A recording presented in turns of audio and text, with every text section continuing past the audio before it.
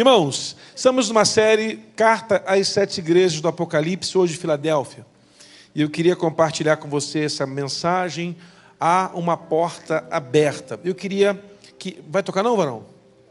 Não estou ouvindo, aumenta aqui então para mim. Isso, não vou suspender o lanche. O que acontece? O Apocalipse, irmãos, é um livro escrito para judeus do primeiro século, para cristãos convertidos do primeiro século, para gentios do primeiro século. Então, essa carta, as cartas, elas são meio que enigmáticas, algumas delas. Filadélfia talvez seja a carta com mais enigmas e mais linguagem apoteótica que de todas as outras 6 cartas. Porque Filadélfia era uma cidade nova, criada aí 170 antes de Jesus. Um grande terremoto aconteceu anos depois e quase acabou com Sardes e também com Filadélfia. Pós-terremoto, Filadélfia tinha um problema. O vulcão, ou 2 vulcões que haviam lá, entravam em erupção. Então a cidade era totalmente destruída e ela era sempre assim reconstruída. Isso era uma crise muito grande. Em Filadélfia haviam dezenas de deuses que eram adorados. Havia um principal e ela era a última cidade na ligação entre o Oriente e o Ocidente. Fique atento a essa informação importante. Ela era a última cidade. Tudo que Roma conquistou foi até Filadélfia. De Filadélfia para frente, Roma não tinha mais interesse e foi considerado como mundo do Oriente. Filadélfia estabeleceu-se ali uma igreja forte, que crescia e influenciava a sua geografia.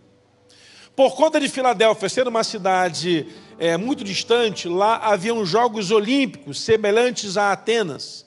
Então Filadélfia era chamado de Atenas dos dias modernos. Isso há 2000 anos atrás. Quando olhamos para a carta que o Senhor Jesus escreve a Filadélfia, ela é uma igreja plenamente exaltada na sua carta. Vamos ler o texto. Apocalipse capítulo 3, a partir do versículo de número 7. Ao anjo da igreja que está em Filadélfia escreve: isto diz o que é santo e que é verdadeiro, o que tem a chave de Davi, e abre e ninguém fecha, e fecha e ninguém abre. Eu sei tuas obras, e eis que diante de ti pus uma porta aberta e ninguém pode fechar. Tem pouca força, guardaste minha palavra e não negaste meu nome. Eis que farei os da sinagoga de Satanás, que se dizem judeus e não são, mas mentem. Eis que os farei que venham e adorem prostrado aos teus pés, e saibam que eu te amo. Como guardaste a palavra da minha paciência, também eu te guardarei na hora da tentação que há de vir sobre todo mundo, para tentados que habitam sobre a terra. Eis que venho sem demora. Guardas o que tem para que ninguém tome a tua coroa. Ao que vencer, eu farei coluna do templo do meu Deus, e dele nunca mais sairá. Escreverei sobre ele o nome do meu Deus, o nome da cidade de meu Deus, a nova Jerusalém, que desce do céu, do meu Deus, e também o meu novo nome. Quem tem ouvidos ouça o que o Espírito diz às igrejas. Aqui tem pelo menos 7 chaves, 7 enigmas, 7 códigos internos que só quem era de Filadélfia entenderia.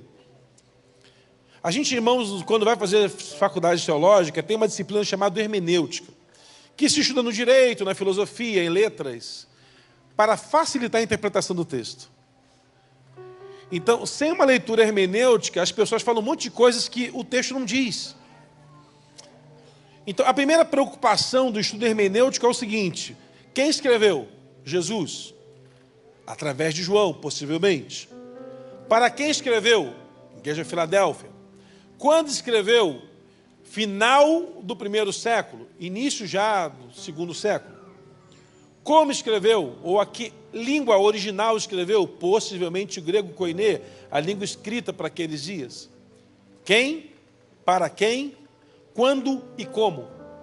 E a última interpretação hermenêutica que se usa na filosofia, com qual objetivo escreveu? Tudo isso é importante para essa trajetória, para a gente entender o que esse texto quer nos ensinar. O tema que Deus colocou no meu coração é uma porta aberta. E eu queria então trazer você para dentro de Filadélfia nessa manhã. Diga comigo amém. Vamos voltar a 1.900 anos atrás então. Filadélfia, já te falei, cidade limite entre Oriente e Ocidente, última cidade romana do Império Romano, cidade reconhecida como Atenas dos tempos atuais. Haviam Jogos Olímpicos, haviam muitos templos, havia um templo ao imperador, criado ao imperador Adriano. Criaram-se um templo ao imperador César, que depois virou do imperador Adriano, mas antes foi de Lúcio, e antes um pouco de Flávio, o Flávio Augusto. É muita gente para um templo só. O que eles faziam? Faziam um culto no final do ano para adorar o imperador. E qual era o objetivo desse culto para adorar o imperador? O imperador ia para ser adorado. E para o imperador chegar até lá, fazia-se infraestrutura na cidade. Então se melhorava estradas, se colocava saneamento, se colocava iluminação. A cidade era melhorada para que o imperador ali chegasse. Entretanto, havia um templo principal em Filadélfia, que era um templo ao deus Jano. Jano era o deus principal dos filadélfios. Filadélfia vem do grego philos, amor, Delphios, irmão. Cidade em que os irmãos se amam. É mais ou menos a interpretação bem literal, a cidade do amor entre irmãos. Filadélfia. Essa é a definição mais crua da palavra. Embora não sirva para interpretação crua nossa, mas para eles era uma cidade reconhecida pelo amor fraterno entre pessoas. Em Filadélfia, então, havia o templo principal ao deus Jano. Jano esse, que por conta da organização do calendário romano, deu o nome ao primeiro mês do ano do calendário romano, que é janeiro. O mês de janeiro é um mês dedicado ao deus Jano na cultura romana, por ele ter dado nome a esse mês. E acontecia algo que é cultural, e você vai perceber como a cultura influencia hoje.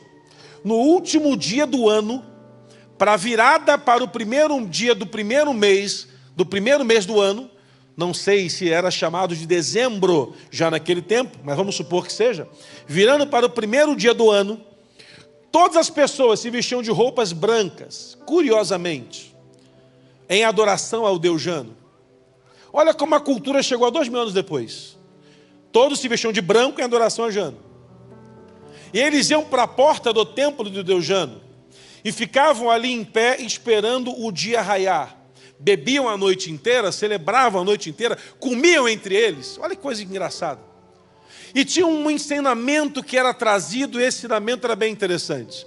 O deus Jano, se você pesquisar, é um deus que tem um rosto de um homem novo sorrindo do lado direito, e do lado esquerdo um homem velho, triste, sofredor. A ideia era a seguinte: quando o primeiro raio de sol bater no rosto do deus Jano, o primeiro lado iluminado seria o ano que definiria como seria aquele ano para todo o povo de Filadélfia. Se o lado feliz, sorridente do Deus fosse iluminado pelo primeiro raio de sol, era um ano de portas abertas. Podia plantar, colher, tudo bem. Se o primeiro raio de sol batesse no lado esquerdo do rosto do rei, do deus Jano, que era um rosto triste, envelhecido, cansado, chateado, aborrecido, aquele ano era um ano que não se podia plantar e seria um ano de miséria e portas fechadas. Aí você vai dizer: pastor, mas é óbvio. Preste atenção comigo. O sol nasce às 6 da manhã, às 7 o sol bate no rosto pré-definido, não teremos nenhum problema com isso. Todo ano vai ser igual. Lê do engano.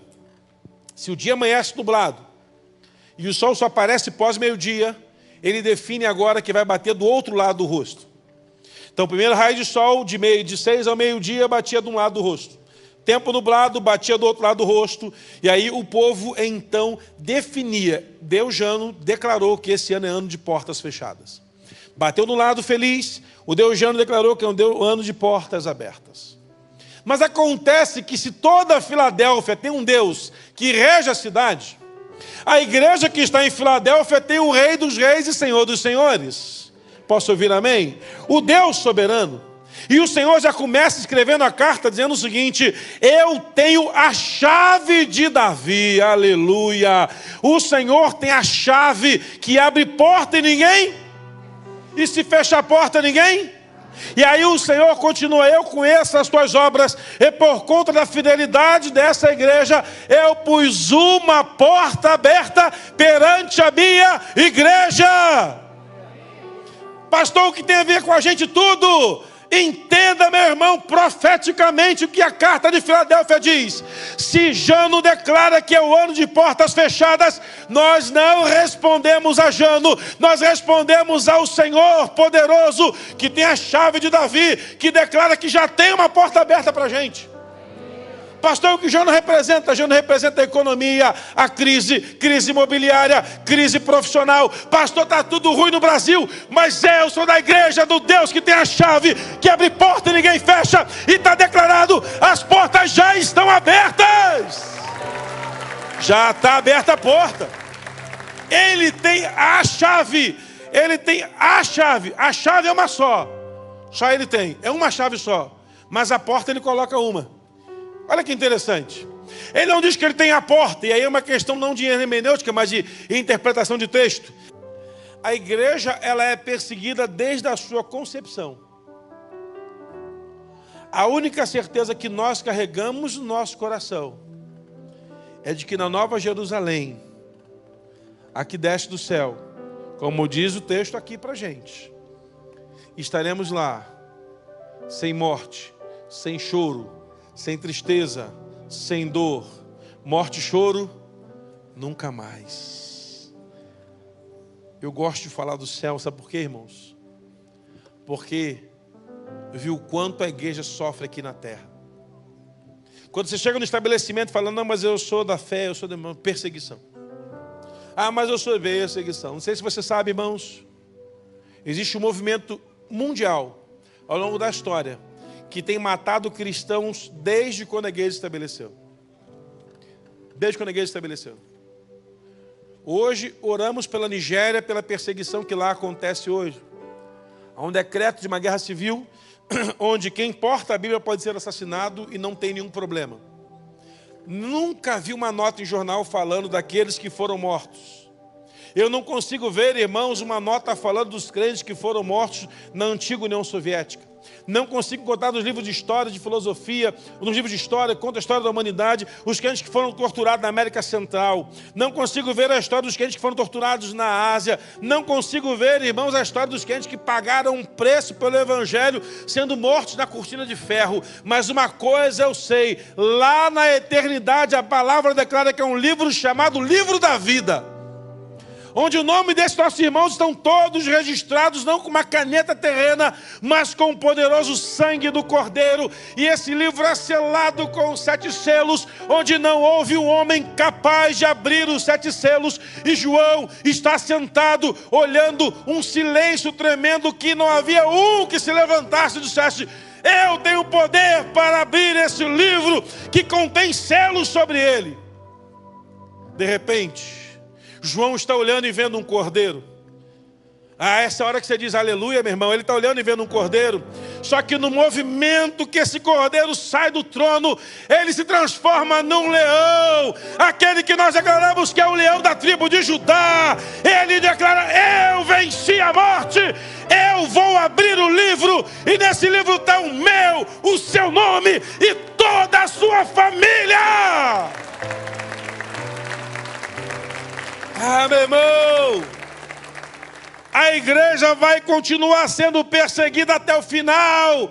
E o diabo vai dizer: eu vou acabar com a igreja, vou perseguir, vou tomar a coroa, vou implantar a sinagoga de Satanás, vou acabar com tudo. Porém, ele não sabe que a nossa vida não termina aqui. Nós somos cidadãos da Nova Jerusalém.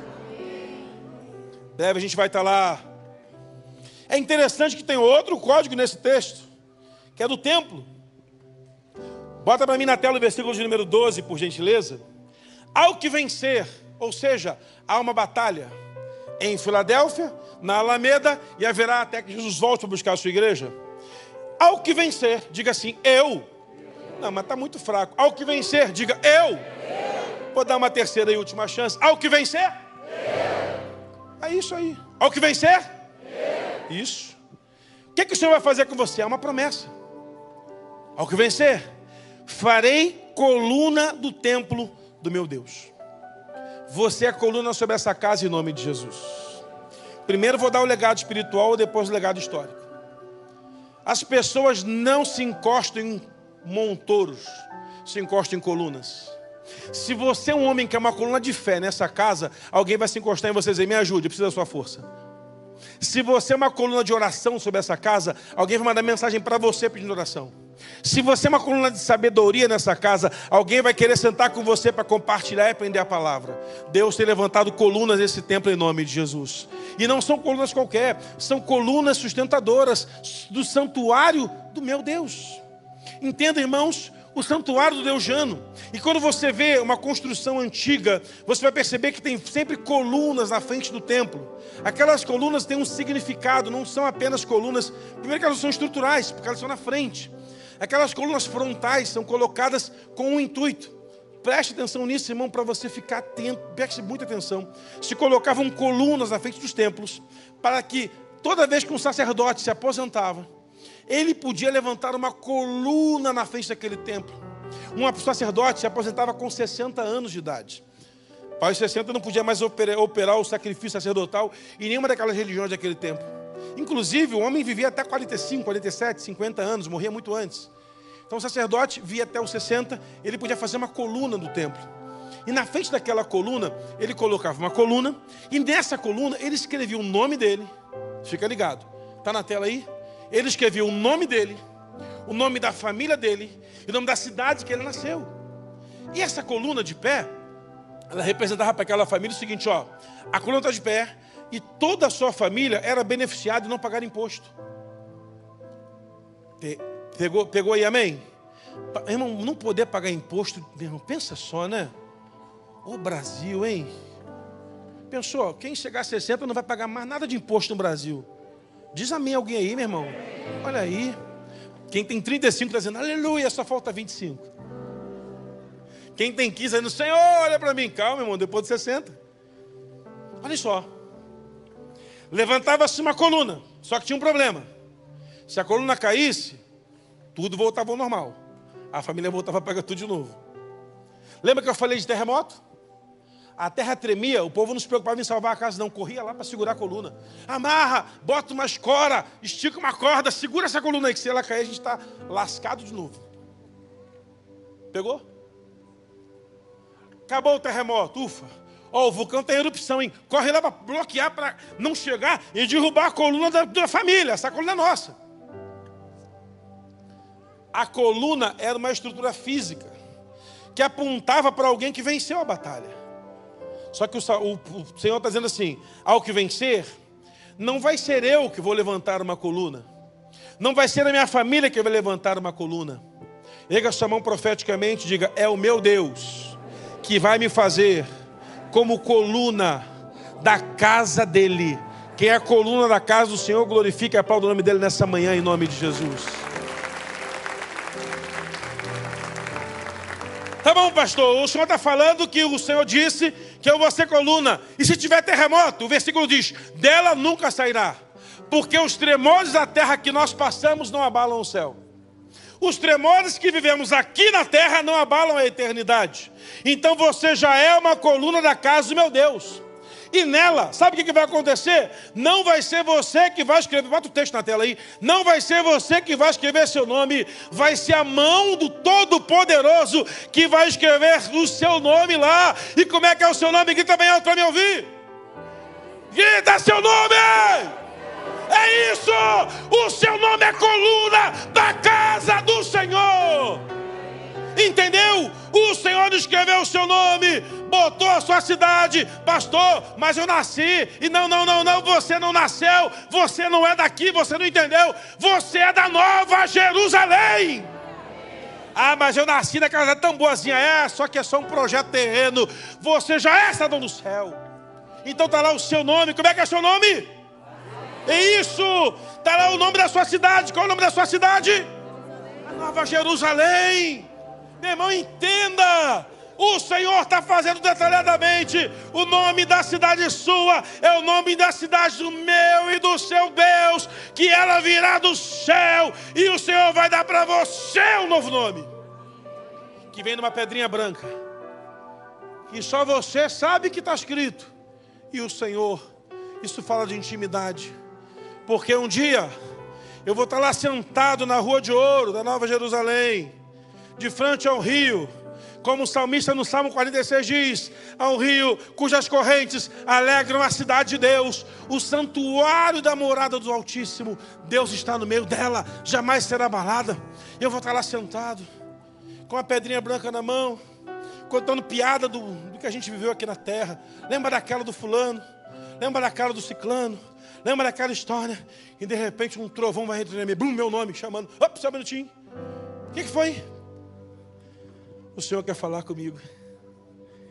Na terra o tempo inteiro eu procurava falar com Ele, mas um dia Ele vai chamar você pelo seu nome. Só você saberá qual é o seu nome e Ele saberá. E aí você vai, só um minutinho que agora eu estou ficando de pé diante ao trono do Todo-Poderoso, a raiz de Davi, a brilhante estrela da manhã, o Rei dos Reis, Senhor dos Senhores, o que abre porta e ninguém fecha, o que tem o domínio sobre todas as coisas, que tem sobre a sua palma da sua mão as 7 estrelas, que anda no meio dos 7 candeeiros, que acende as tochas com os seus 7 espíritos. Eu quero declarar a você, meu irmão, que ainda você chegando nesse lugar, que é a Nova Jerusalém, lá haverá um tempo de intimidade que você nunca viveu em toda a sua vida. Coisa linda olhar para esse texto e perceber que o Senhor está dando àquela igreja fiel uma palavra de continue, permaneça, persevere, avance, não retroceda, não volte atrás, permaneça dando passo a passo, porque o Senhor tem reconhecido a sua vida, a sua fé e a sua fidelidade. Essa é a promessa de Deus a Filadélfia. Essa é a promessa de Deus a Alameda. Eu estudaria aqui 1 milhão de histórias que a gente sabe e conhece, de pessoas que sofreram as lutas do tempo presente.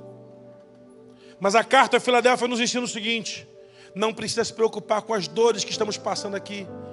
Há uma terra prometida que o Senhor separou para aqueles que são fiéis e fiéis até a morte. Liga a sua mão e diga: obrigado, Senhor. Diga mais forte: obrigado, Senhor, porque a sua fidelidade e a sua bondade me alcançou e vai me alcançar e alcançará. Diga assim: toda a minha família já glorifica o nome do Senhor por isso, e diga aleluia, aleluia. Ao que vencer. Ainda há uma luta constante, irmãos. É uma luta que não é contra carne e sangue. Começa na batalha da mente. E quando vencemos o primeiro nível de batalha, que é a batalha da mente, passamos para o segundo nível de batalha, contra principados e potestades. Ah, pastor, vai ter luta até o final? Vai ter luta até o final. Uns vão lutar com uma área, outros vão lutar com outra área, mas haverá luta até o final. Pastor, mas por que tem que ser assim? Porque só recebe coroa aquele que venceu. Seria injusto. Ah, pastor, não lutou nada. Não, todos vamos vencer. Porque as lutas que passamos nesse tempo apontam para a gente uma promessa bíblica. As aflições do tempo presente não se comparam com a glória que a nós há de ser revelada. Ou seja, as lutas que vivemos hoje são gigantescas, porém elas não se comparam com a glória que lá na eternidade hão de se revelar para a gente. Ah, pastor, mas tem vitória que já se revelou agora. Que bom! Aleluia! Que sirva de impulsionamento para continuarmos lutando. Porque não se compara com a glória que um dia o Senhor há de revelar a nós.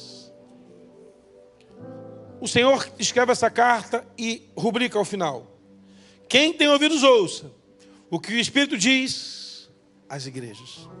Presta atenção numa coisa. Essa carta faz sentido para a gente, porque eu te expliquei todo o contexto histórico dela.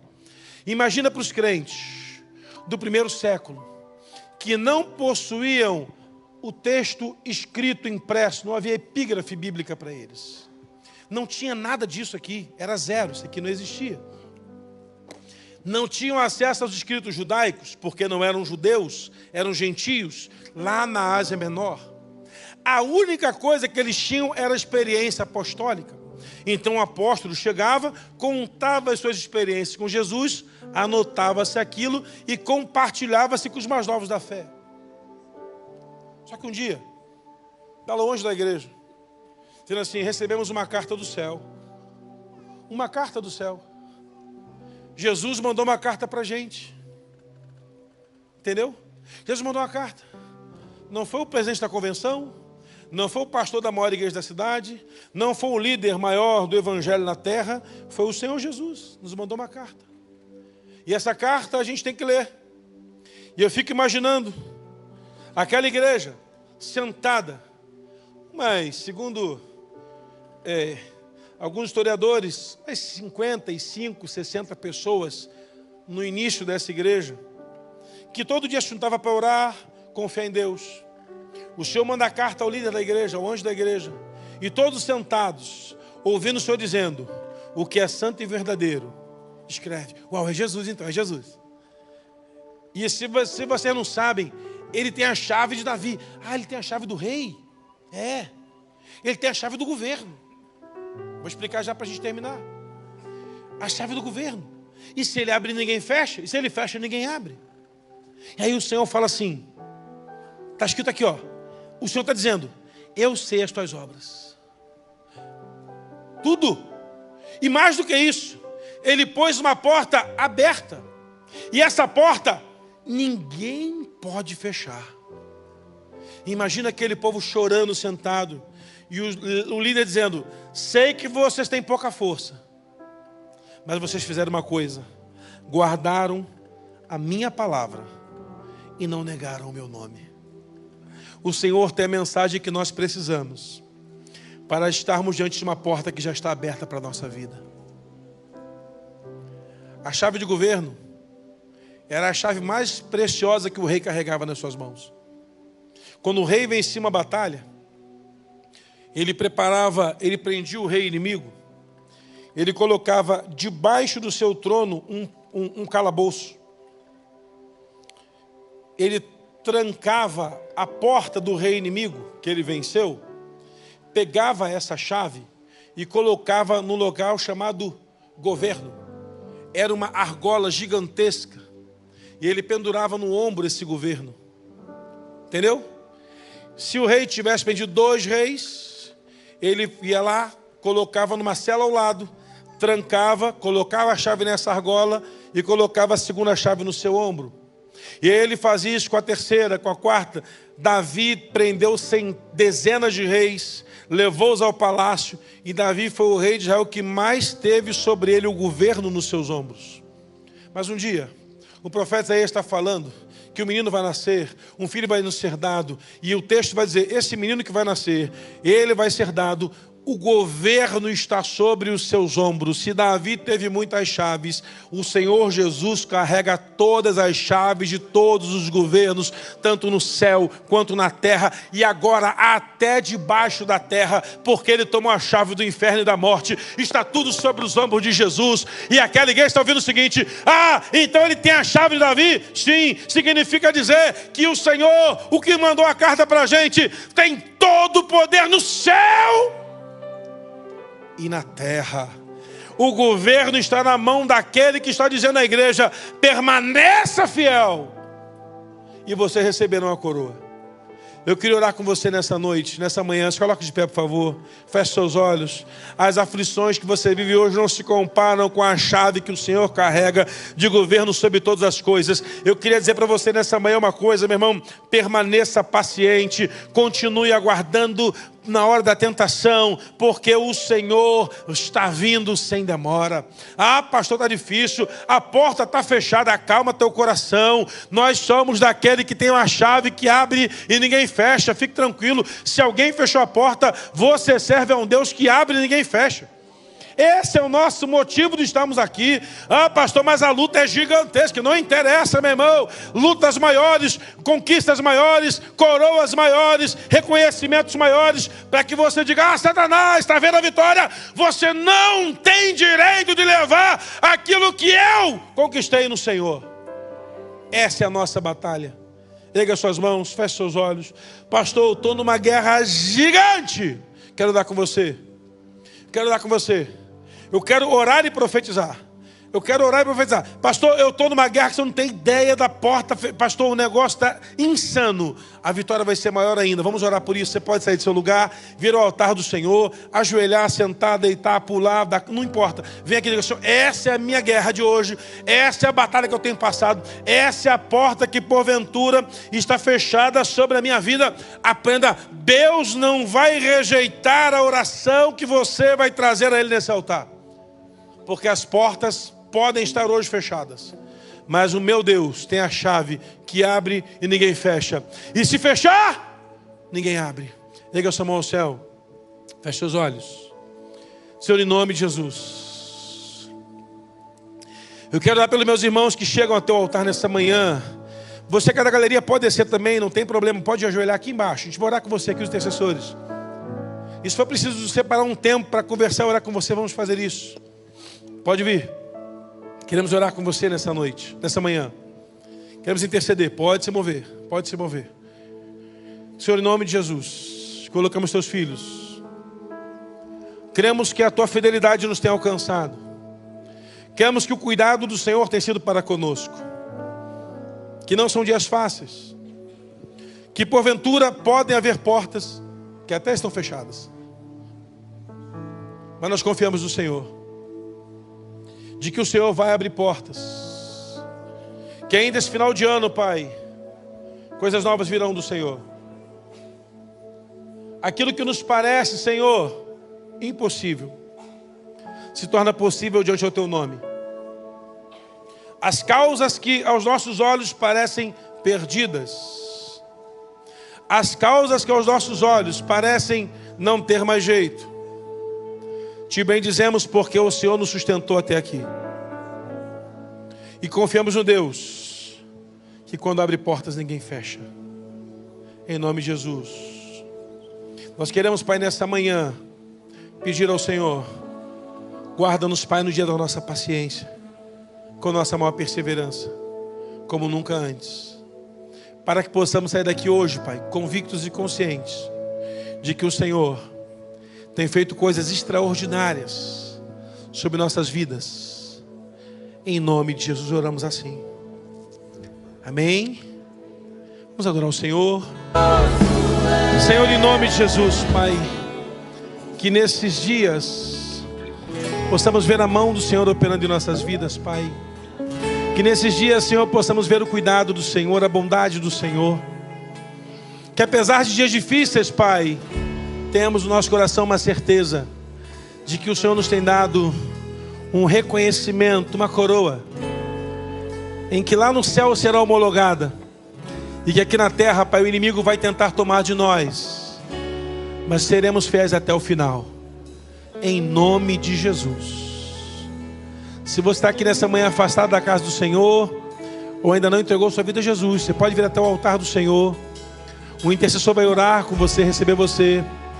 E que Deus te abençoe. Vai em paz, uma semana de vida, em nome de Jesus. Deus te abençoe.